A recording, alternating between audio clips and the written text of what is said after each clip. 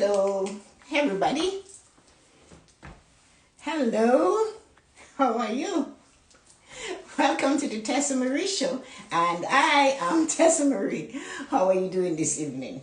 So it's nice to see you. Let me tell you something. It's such a pleasure to have you here tonight. So it's Wednesday. It's another beautiful day. I went for a fabulous walk. That's my warm-up. So I hope you like it. If you don't, you can always scratch it out. So anyway, here we go. Here you are, guys, and welcome to the Tessa-Marie show. Tonight, I have a special edition of this Tessa-Marie show. I'm talking about the 4 C's. And those 4 C's are your key to success. They're words that are powerful, words that are wonderful, and words that you can use to bring yourself to another level. So this is why I'm here tonight, to help you sort it out. At the Tessa-Marie show, you're always going to get something to help you, to bring you to the point where you're doing so well, where you'll have a question, it will be answered, you'll have a thought, and it will come. So that's what the Tessa-Marie show is all about. Hi, Debbie, how are you? I missed you. So the Tessa-Marie show tonight is about the 4 C's. And the 4 C's are 4 letters that we have in our life all the time. And sometimes we forget that those 4 letters are here and what they can do and what they mean for us. We use them. I looked at them. I wrote the meanings down, and that's why I'm using paper. Otherwise, I wouldn't have paper. I've graduated, Debbie and Donato. So I look at the first word was competence. And competence is it's a word that has several meanings, but they all really mean the same. So to be successful at anything, you have to have competence. And this is what I strive for every day. When I come here, I work hard to bring competence to what I do, to what I say, how I feel, how I pronounce my words, what I do, how I engage you. And that's why I'm asking tonight that you engage me by telling me what you think about what I am saying. Have an opinion and say something about it. Push me a little further to be better. And that is what we have to do, because we all need to raise our level. You know how big I feel about this. So the competence says the ability to do something successfully or efficiently. That's being competent. Then we go to court, and the judge decides whether this person is competent to stand trial. Then you go to university, and they test you to see if you're competent at doing what you're there to learn. And then you come to work, and I am your manager, and I'm testing your competency to see if you can deliver what I want you to give to my customers. So competent, all of it, when you look at it, ability to do something successfully and efficiently. Great. Then the other one is the ability to stand trial. Ready? To test, to see if you can do it successfully. Did you get 90%? And then your language competency. If it's your second language, how well you're doing with it. So that is what competency means. It has all this amazing meaning, yet they all mean the same. So we all strive every day to do the best, the very best at what we do. I come here in the morning, I come at night, and I push the button, I raise my banner, I'm striving for one thing, to be competent, to deliver a message that will rock your boat, to deliver a message that will get you to think, to deliver a message that will make you do it better. What you said? Why not 100%? 100%, sometimes you have to be careful with 100%, because just a while ago, when I took something, and successfully and efficiently, I stumbled. So competency doesn't always have to be 100%. I just stumbled on a word I knew so well, success. But when I asked fully to it and then efficiently to follow it, I got tongue-tied for a second. So that is why competency, it has stages. And you get better as you go along. And that is why 100% is there. But you mightn't start at 100%, because if you start at 100%, then you're falling away. Guess what? You have dementia. So you see, so it's best to strive and to go up the steps. So I am on the climb. I want to be competent. I want to understand that. I want to tell you about it. So when we look at the word and we put it together, all those four types of explanation or meaning to the word all meant the same. They all said the same thing. Because it's to do it well and do it successfully. Able to understand what's going on, able to write an exam and do well, able to do a job that you're trained to do and do it well. So it's all about doing things well. So when you look at those words, competency in all those fields, hi Helen, you're working to improve yourself. And we only improve ourselves if we decide to look at something competently.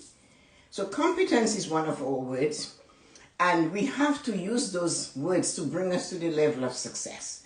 We cannot be successful at something if we're not competent in it. We get tested over and over in all what we do.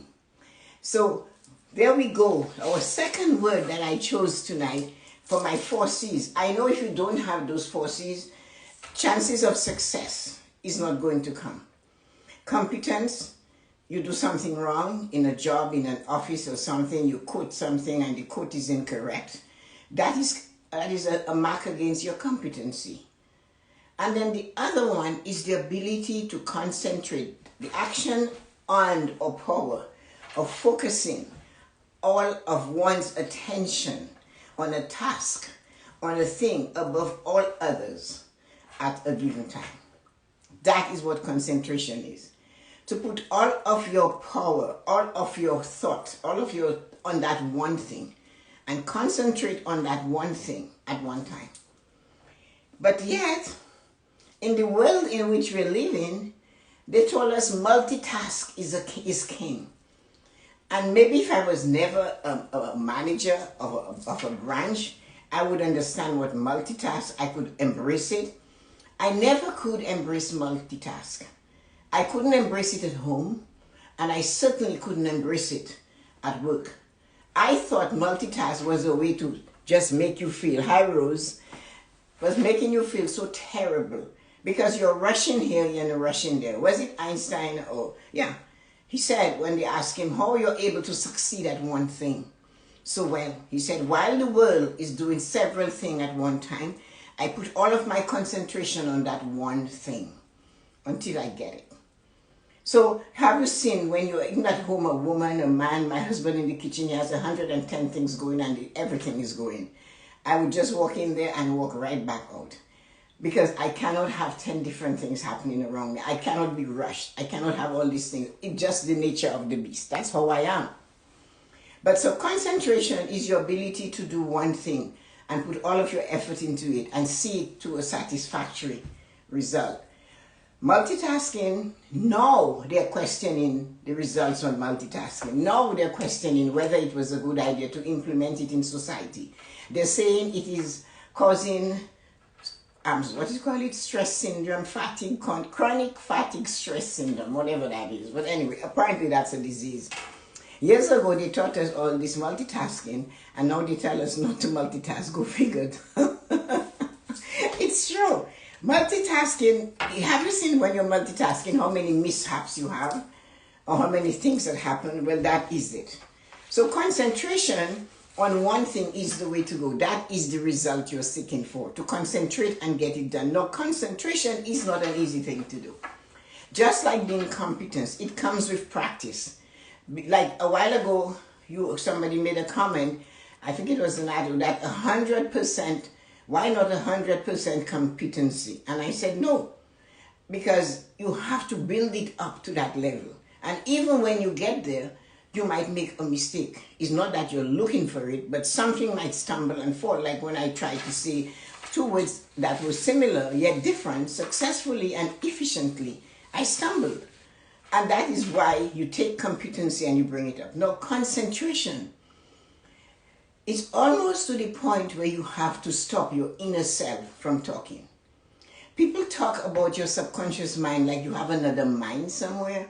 Your subconscious mind is the body that is in constant habit of doing the same thing, getting the same result, reacting the same way all the time. That's our subconscious mind.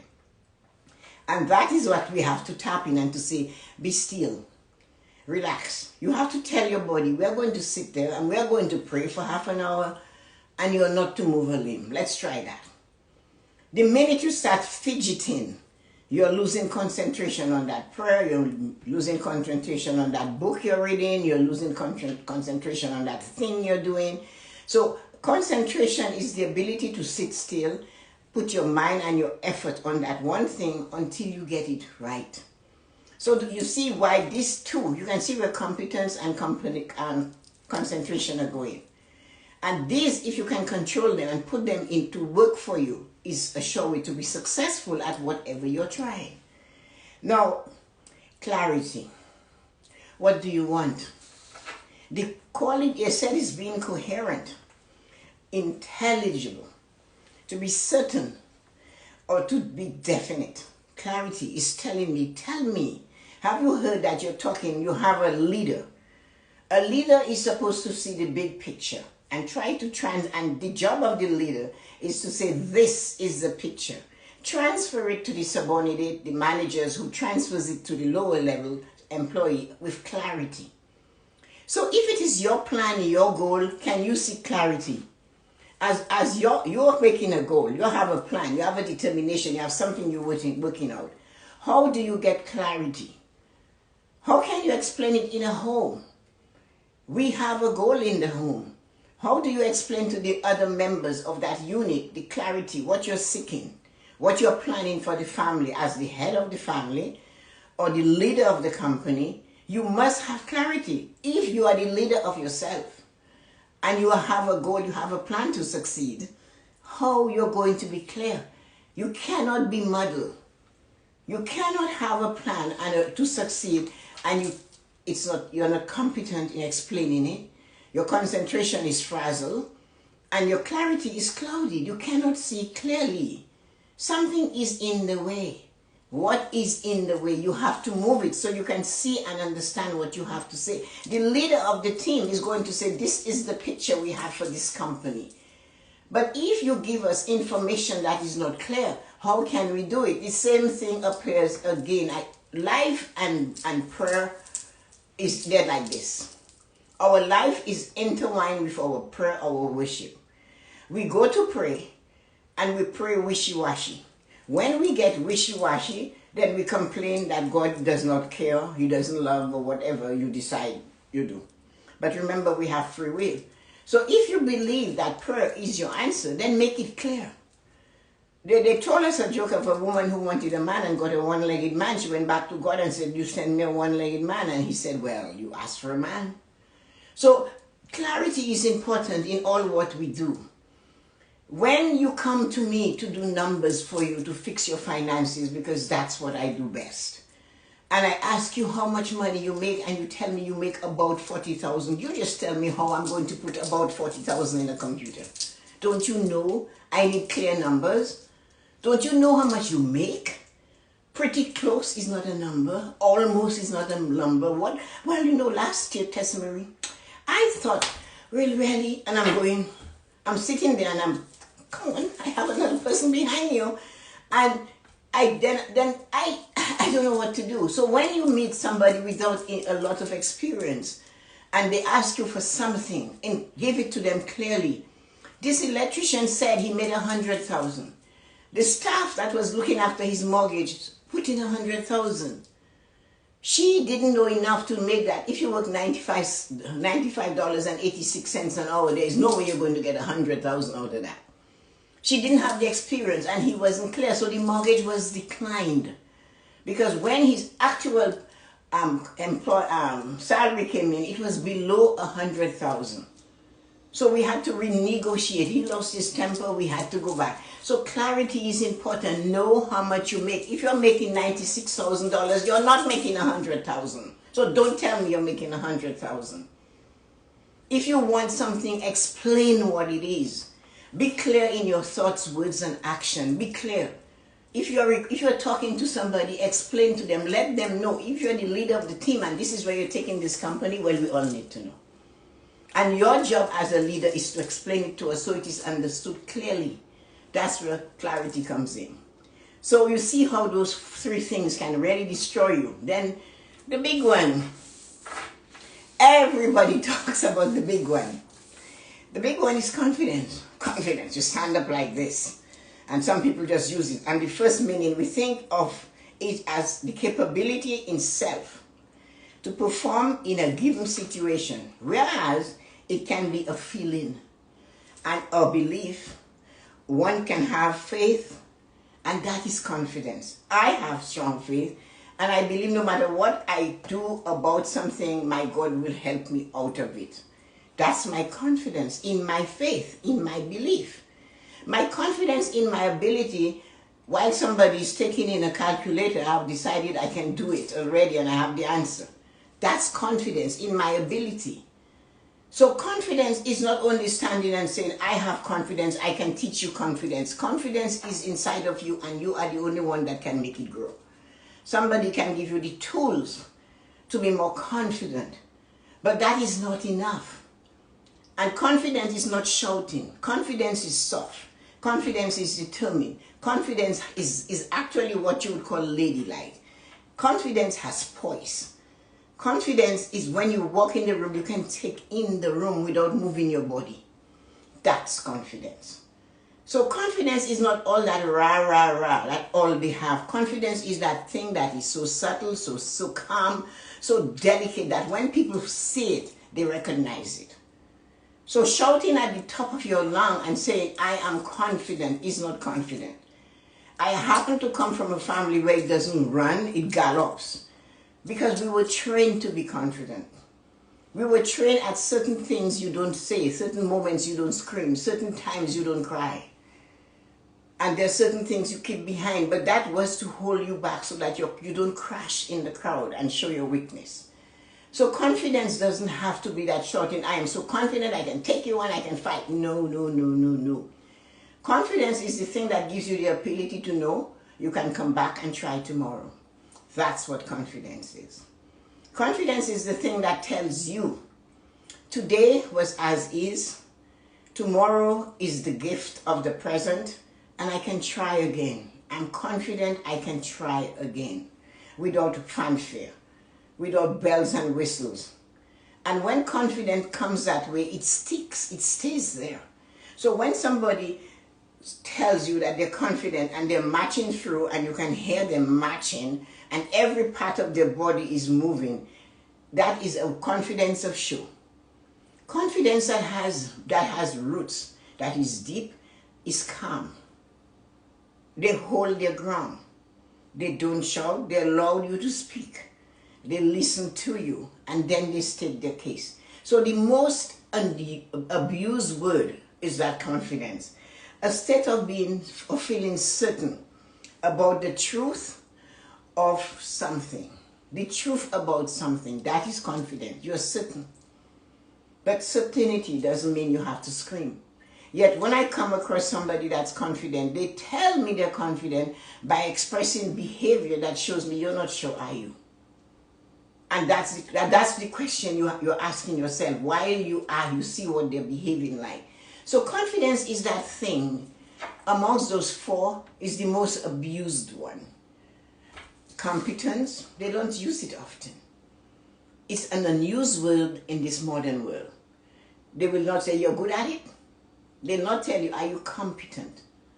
You see, but that is the thing that gives you the choice, whether you have to go to the ability to stand trial, and can they understand? The ability to do something properly, successfully, and to do it efficiently. And then the other one that we had after competence was concentration. To hold on and to think this thing through, to concentrate, to look at it, to absorb it, to think it. Not just to take it over one time, but concentrate on what it is you're looking for. Take the page, read it. You get a legal document, concentrate on it, highlight it, take your time. Don't just look at where to sign and find out you have signed and you don't know what you're signing for. That is not good to do. Competence and concentration is to read, absorb. What you don't know, ask. If the words are not in normal, ordinary language, tell them, I am not trained, I'm not competent, that is your job. explain it to me. And I've always told that to my clients. If you don't understand what I'm saying to you, please explain. And that is why you ask the question, are you with me on that? Are you getting it? And don't be afraid and to think to show that you do when you don't, because it will only come back to haunt you. Competence and concentration, clarity. Is it clear? Do you understand it? And these are the type of things you do with those forwards. If you can practice them, success will come running to you and nobody can stop it. But confidence, the most abused word in this world today, is confidence. Confidence does not mean, I'm saying it over and over again, that you have to match into the word and step on people's head and show you're confident. It's not being confident. Confident does not have to scream. Confidence is to look at the person in the eye and speak to them in a way that is calming. Confidence gives somebody else a chance. Because you're confident, you don't have to be rude. Because you're confident, you don't have to be unkind. Because you're confident, that doesn't mean you don't wait your turn. Because you're confident, that doesn't mean you don't listen to what that person is going to say. Hear the point of view. Because sometimes what you're arguing about in the point of view comes from them and you can use it to get what you want. So the 4 C's of competence, concentration, clarity, and confidence, if you can put them together, mold them into a giant C, and see all of them coming out in a line, then you have it made. But it's important for you to take those words and use them. That you have to put together. Learn what you have to learn. Use it wisely. Stand up for what you believe. Let your faith speak for you. If you believe, it doesn't always have to be a religious part of faith. I know this and I know it's really well. So that's faith in your ability. So that is giving you the competence to say, I know what I can do. I know this. This is what I do the best. And every day I come here, I strive to be more competent than I was yesterday. You can attest to that from Debbie and Yoko and Donato and Corinne and all these guys. They knew when I started this journey, competence was not one of the first things I had. Maybe I was a little bit just challenging. And I talk about it a lot because it is better than it was last year. I know that, but it didn't come through without me trying and pushing and looking at what I'm not doing well and looking at what I'm doing well and saying, good job, but you need to do this. So you are the first person to correct yourself, and that's where you go for competent. What I do, and I'll do it again tonight, I go on the live and write a note. Tell me what I'm doing right, because my job is to improve. So what I know I can deliver to help you and to help all my other followers and friends of yours if you know somebody that really needs to hear that. So share that, but the most important thing is let me know how I'm doing, because my aim is to be a speaker, to be a public speaker wherever the opportunity comes. And if you know of a place where I can go and speak even right now, just tell me. I'll do a Zoom call with them and I'll speak on whatever subject that I know about that I can deliver, because that is my goal. In order to do this properly, I need you to tell me what I'm not doing right. I love to have your critique, because with your feedback, I can now improve myself so I can be a better speaker, and you can turn around the next year and say, you know what, I helped her to perfect her craft. I want you to feel good that you look at me and say, Tessa-Marie was doing this. Debbie can say, Tessa-Marie was not looking at the camera. I didn't know how to stare into the camera. Debbie told me.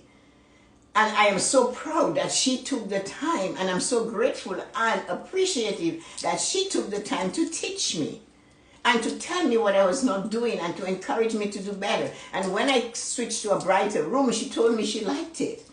That's what we are here for. We have to help each other. But my job is not only to teach you or to help you or to encourage you or to inspire you to do better at what you do. My job is to inspire others around the world, and you too. But I want you to be standing next to me and say, I pushed her. I told her to try. And that is why I ask for your feedback. And I will send you the live. Look at it again and tell me what it is I should fix, because I want to do better.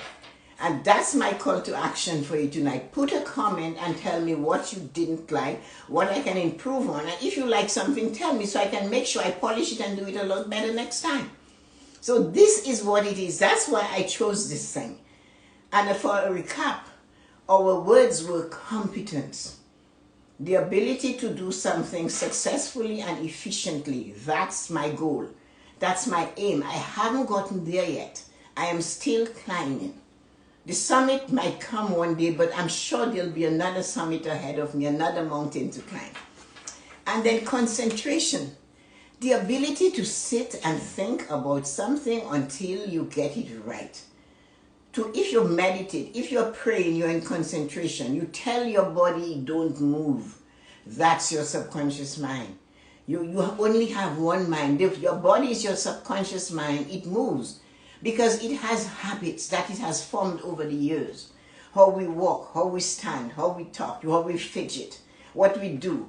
And that is your subconscious mind, is the body. It does not like change. The minute you say to it, let's go try something new, it goes, why? Aren't you happy for what we're doing right now? We've been doing it for 100 years. So what's the point of changing it? Don't you see you don't need to? Eat that stuff. Drink that stuff. I like it. It's not going to ever change. But the minute you say, you are not in charge, I am going to sit here and pray until I say to move, that's when you're going to move. And the more you do that, is the more concentration you will have and the more you will win. And your competence will grow because you're in control. Then clarity. We talked about clarity. The ability to see it clearly. The ability to understand it. The ability to develop and to understand what's going on and to deliver something to people so that they too understand what you're saying. They see the picture. It starts in the house. It starts in the home. This is what we want you to do in this home while you're here. Up until the age of 18, you follow some rules we have here. Make them clear.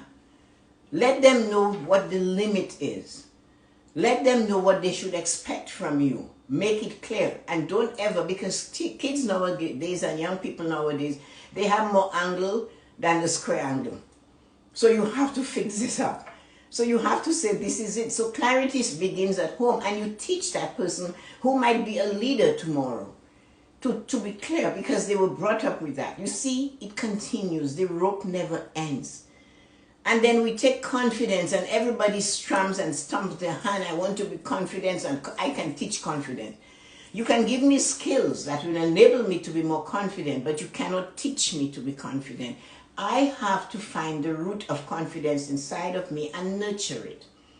And confidence does not mean you are going to always be shouting and fighting and stomping. Confidence has poise. When you're confident, it's like a waltz. It's like a dance. It's like a boat moving with the waves on the ocean. It's smooth. It's like the wind going through the trees. That's confidence. The boat knows it can ride the waves. The captain knows that. The wind knows how it can go through the... Have you seen the wind play with a tree? It's so confident. It doesn't make a lot of noise. When it's angry, it does. But wait until then. But your confidence should not make you break the neck and stamp on somebody's foot. That is not confidence. That's weakness. Because confidence has poise. Confidence holds its head up, and confidence accepts criticism when it's necessary and correction. So this is what, and you cannot be afraid of any of the 4 C's. So hold on to them, and I hope tonight you got something from this. I hope I hope everybody enjoyed coming here tonight. And the confidence and competence, concentration, clarity, and confidence. These are 4 C's that I really, really cherish, and I try to share them. And this is the reason why I'm asking you to put some comments on the live. Go back to the live, or I'll send you a live, and read it and put a comment and send it back, or just let it go. But go in now and again and put a comment if you got something, because my goal is when I come here to always make sure you get a gem. I have 3 gems I offer. It's always in there. It's up to you to find them. The gems are a golden nugget, a real black pearl, and a pink Canadian diamonds. They are so rare. So this is what you have to do. Find your gem. And when you get your gem, polish it. The more it shines, the better you look. And that you can use. So if your gem is to understand what it is to be competent tonight, how to concentrate more strongly, how to make sure what you say, think, and do is clear, and to understand that confidence has calm, and confidence is not loud. So sending you light and joy on this wonderful Wednesday evening. Don't forget to send a little note to me so I can learn to be better at what I do. Thank you, and have a wonderful evening. Let me see who was here so I can say a special thanks to you. I sent out 5,000 invitations, and those of you who came needed to hear that. So remember that you were special. So hello. Hey, Kathleen. So let's see what's here. Hi, Donato. How are you? Hi, Debbie. Long time no see. It was nice to see you. And hi, Helen. I'm glad you like that. Thanks for joining. I start at 100 and go to 200, so that's okay. Thanks, Helen, for that compliment. I like that confidence. Rosie joined. You wave at Rosie. Kathleen is here. Thanks, Kathleen and Rosie. Rosie, you're such a, Kathleen, you guys are such loyal fans. Thank you for coming. Years ago, they taught us about that. I know multitasking. You're kidding. Be in the present moment and focus on the task at hand. Hi, Christina. I hope you enjoy that. Fail to plan, plan to fail. I like that one. A great joke, one-legged man. Well, yeah, you know, she didn't ask properly. And so, confidence, yes. Yoko waved. Hi, Yoko. Hi, Anik. So thank you guys for coming, every one of you.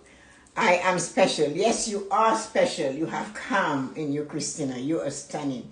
So everybody, have a wonderful night. And I'll see you tomorrow. It should be fun. So those of you who came tonight, you were special. Because as I said, I sent out about 50 invitations and just you guys came. And you got it firsthand. So have a wonderful evening and realize that you're special, properly built, an individual with competence, concentration, clarity, and confidence. It's all yours. Have a great night. Bye.